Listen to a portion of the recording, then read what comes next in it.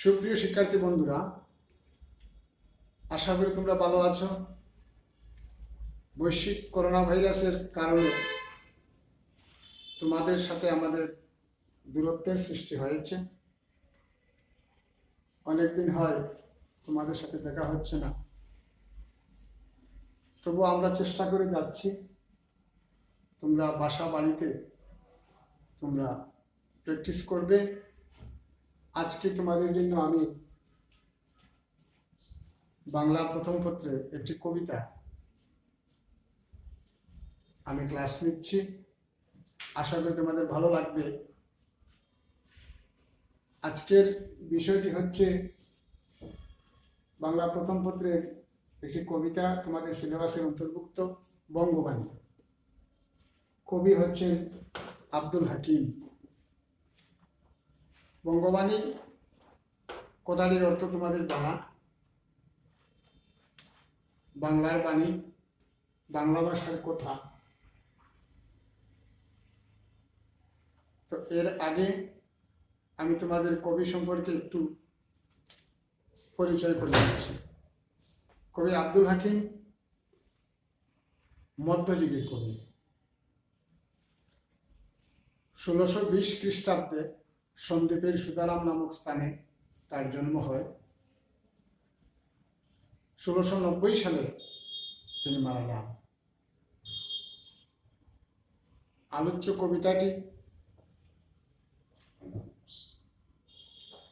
মধ্যযুগীয় পরিবেশে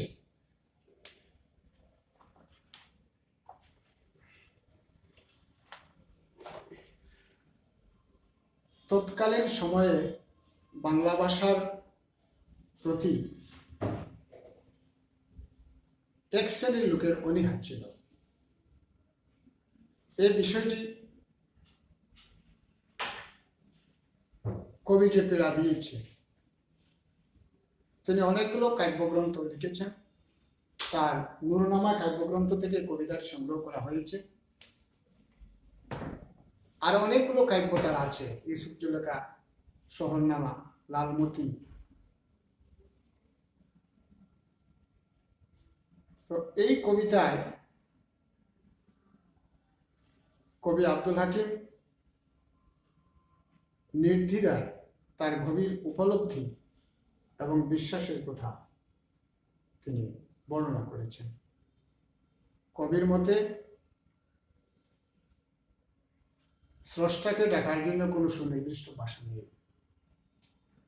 তিনি নিরঞ্জন, তিনি সকলের ভাষাই বুঝতে পারেন। এই অনন্ত বৈচিত্র্যময় জগৎ তিনি সৃষ্টি করেছেন। নানান মানুষের মুখে নানান ভাষার যোগান দিয়েছেন। তাই কোনো নির্দিষ্ট ভাষায় স্রষ্টাকে ডাকতে হবে এ কথা কবি বিশ্বাস করেন না। যাই হোক, আমি আজকে তোমাদের কাছে কবি আব্দুল হাকিমের বঙ্গবাণী কবিতাটি আমি আবৃত্তি করছি। মনোযোগ দিয়ে শুনবে তোমরা। বঙ্গবাণী, আব্দুল হাকিম। কিতাব পড়িতে যার নাহিক অভ্যাস, সেসবে কহিল মতে মনে হাবিলাস। তে কাজে নিবেদি বাংলা করিয়া রচন, নিজ পরিশ্রম তুষি আমি সর্বজন। আরবি ফার্সি শাস্ত্রে নাই কোনো রাগ, দেশি ভাষে বুঝিতে ললাটে করে ভাগ। আরবি ফার্সি হিন্দে নাই দুই মত, যদি বা লিখই আল্লাহ নবীর সিফত। যেই দেশে যেই বাক্যে কহে নরগণ, সেই বাক্য বুঝে প্রভু আপে নিরঞ্জন। সর্ববাক্য বুঝে প্রভু কিবা হিন্দু আনে, বঙ্গদেশে বাক্য কিংবা যত ইতিবাণী। আমরা কবিতাটি কয়েকটি লাইন আমরা পড়েছি। কবির এই কবিতায় কবির মূল প্রতিপাদ্য বিষয় আমাদের নির্বাচন করতে হবে এবং সে বিষয়গুলোকে অন্তর্জাত করতে হবে। এই কবিতায় কবির মূল প্রতিপাদ্য বিষয় হল মাতৃভাষার প্রতি কবির গভীর অনুরাগ। নিজ দেশ ভাষা প্রতি গভীর মমত্ববোধ। মধ্যযুগীয় পরিবেশে এ ধরনের স্বদেশপ্রীতি, ভাষাপ্রীতি এর আগে, কবি আব্দুল হাকিমের আগে কিন্তু আর লক্ষ্য করা যায়নি। কবি অত্যন্ত সুস্পষ্টভাবে তার মতামত, তার গভীর উপলব্ধির কথা তিনি ব্যক্ত করেছেন। কবি আব্দুল হাকিম নির্দ্বিধায় প্রকাশ করেছেন যে আরবি বা উর্দু ভাষাগুলোতে মহানবীর গুণগান কীর্তন করা হয়েছে। এ ভাষার প্রতি সবাই শ্রদ্ধাশীল, কিন্তু কবির কথা এখানে সাধারণ মানুষ যে ভাষায় কথা বলতে পারে না,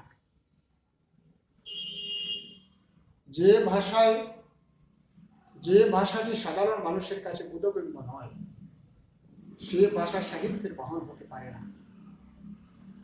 কাব্য চর্চার বাহন হতে পারে না। তাই সর্বসাধারণের সন্তুষ্টির জন্য কবি মাতৃভাষায় কাব্য রচনায় মনোযোগ দিয়েছেন। পিতৃপুরুষানুক্রমে আমরা এই দেশে বসবাস করে আসছি। মায়ের মুখ থেকে আমরা কথা বলতে শিখি। একটি শিশু জন্মগ্রহণের পর থেকে শুনতে শুনতে, পরিবার থেকে, মায়ের মুখ থেকে কথা শুনতে শুনতে স্বতঃস্ফূর্তভাবে সে কথা বলতে শিখে। সেটি মাতৃভাষা। সেই মাতৃভাষার মাধ্যমে যেভাবে মন উজাড় করে কথা বলা যায়, কথা বলে যে তৃপ্তি পাওয়া যায়, সেটা অন্য কোনো ভাষাতে সম্ভব হয় না। তাই কবি অত্যন্ত জোর দিয়ে বলেছেন যে পিতৃপুরুষানুক্রমে অর্জিত ভাষা মাতৃভাষা, তার চেয়ে হিতকর আর কোনো ভাষা হতে পারে না।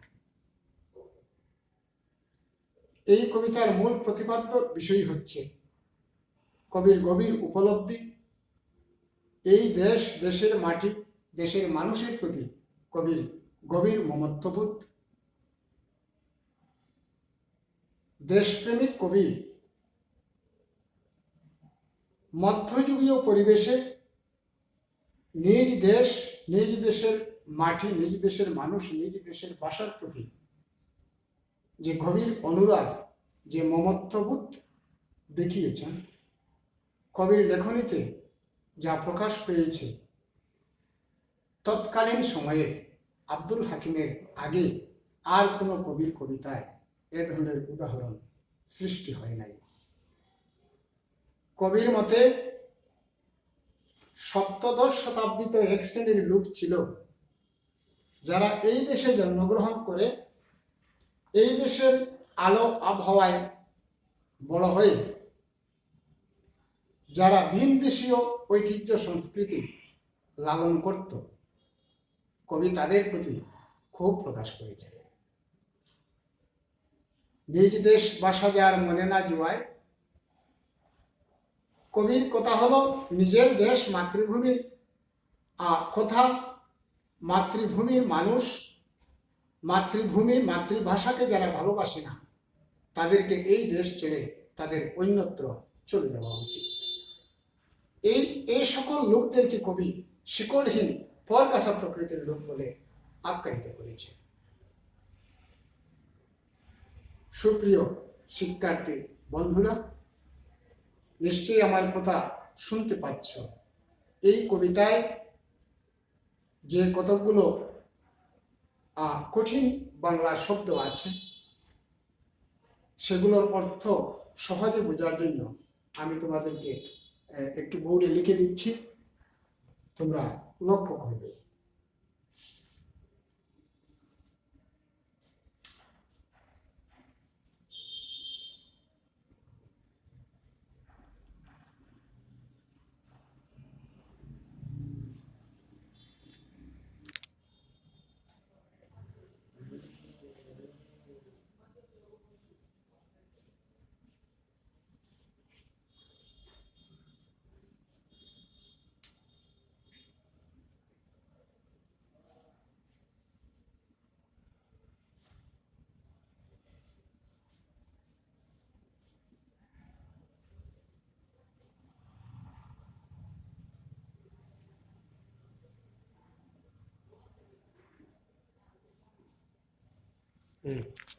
সুপ্রিয় শিক্ষার্থী বন্ধুরা, এবারে দেখো আমি বোর্ডে লিখেছি নিরঞ্জন।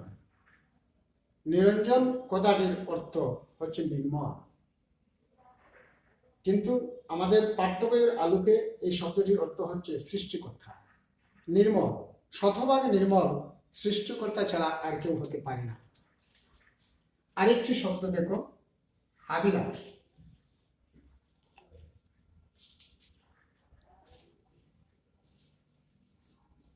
হাবিলাস, হাবিলাস শব্দটির অর্থ হচ্ছে আগ্রহ বা ইচ্ছা। আগ্রহ বা ইচ্ছা, ইচ্ছা প্রকাশ করা। আরেকটি মজার শব্দ আছে দেখো, সিফত। তোমরা প্রায় এই শব্দটি ব্যবহার করে থাকো। সিফত, সিফত শব্দটির অর্থ হচ্ছে গুণ, গুণ, গুণ। আরেকটি শব্দ এভাবে আছে, শব্দটি হলো নিচে দেখা যাচ্ছে কিনা, মারফত। মারফত, মারফত শব্দটির অর্থ হচ্ছে মরমী সাধনা। মরমী সাধনা কথাটা একটু কঠিন মনে হচ্ছে হয়তো তোমাদের কাছে। মরমী, মরম মানে হৃদয়, মানে হার্ট। মরমী সাধনা, মর্মে মর্মে, মরমে মরমে, হৃদয়ে হৃদয়ে সম্পর্ক তৈরি করা। সৃষ্টিকর্তার সাথে সম্পর্ক তৈরি করতে হলে এভাবেই করতে হয়, মরমী সাধক হতে হয়। সৃষ্টিকর্তার সাথে হৃদয়ে হৃদয়ে, অন্তরে অন্তরে সৃষ্টিকর্তার সাথে সম্পর্ক তৈরি হয়। তাই কবি এ শব্দটি ব্যবহার করেছেন। সুপ্রিয় বন্ধুরা, শিক্ষার্থী বন্ধুরা, আমরা কিন্তু প্রথমেই বঙ্গবাণী কবিতাটির অর্থ আমরা জেনেছি, বাংলা ভাষার কথা, বাংলার কথা। তারপরে আমরা কবির পরিচিতি আমরা আলোচনা করেছি। তারপরে আমরা আলোচনা করেছি যে কবি, আমরা আবৃত্তি করেছি কবির কবিতার অনেকগুলো লাইন। তারপরে আমরা আলোচনা করেছি কবিতার মূল তাৎপর্য, অন্তর্নিহিত তাৎপর্য বা ভাবার্থ কি, কবিতার মূল প্রতিপাদ্য বিষয় কি, তা নিয়ে আমরা 2 মিনিট আলোচনা করেছি। এ কবিতায় কবি কি বলতে চেয়েছেন আমি আবারও তোমাদের জানার উদ্দেশ্যে আবারও 2টি কথা বলে এখানে আমার পাঠের ইতি টানছি। মূলত এই কবিতা একটি দেশপ্রেমমূলক কবিতা, যাতে আমাদের বর্তমান প্রজন্মের শিক্ষার্থীরা, তোমরা যারা এখন লেখাপড়া করছো, একদিন যাদের হাতে এই দেশ পরিচালনার দায়িত্ব আসবে, তোমরা যাতে কবির মতো দেশপ্রেমিক হও, দেশপ্রেমে যাতে তোমরা উজ্জীবিত হও, তোমাদের জন্য কবির এই লেখা।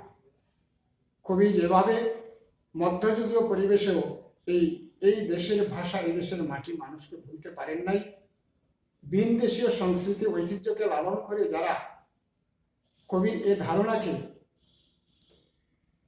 যারা ব্যাহত করতে চেয়েছে, কবি তাদের প্রতি ধিক্কার দিয়েছেন।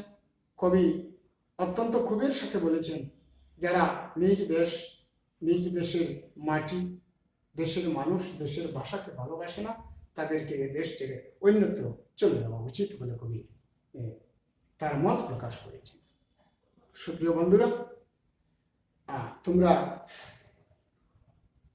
বাড়িতে অবশ্যই তোমরা প্র্যাকটিস করবে। যেহেতু বিদ্যালয়ে আসার সুযোগ নেই, আমরা অনলাইনে চেষ্টা করছি তোমাদের সাথে আমরা শেয়ার করার জন্য। আমার এই ক্লাসটি তোমরা উপভোগ করবে, আর আমার অনুরোধ থাকবে বাড়িতে তোমরা বেশি করে পাঠ্য বই তোমরা অনুসরণ করবে, এবং যখনই সরকার আমাদের এই বিদ্যালয়ে তোমাদের আসার একটা পরিবেশ সৃষ্টি হবে, তখনই বিদ্যালয় খুলে দেবেন এবং আমরা আবারও তোমাদের সাথে আমাদের দেখা হবে এবং আমরা অংশগ্রহণমূলক ক্লাস আমরা শীঘ্রই নিতে পারবো এই প্রত্যাশা রেখে তোমাদেরকে ধন্যবাদ জানিয়ে আমি এখানে আমার ক্লাস শেষ করছি।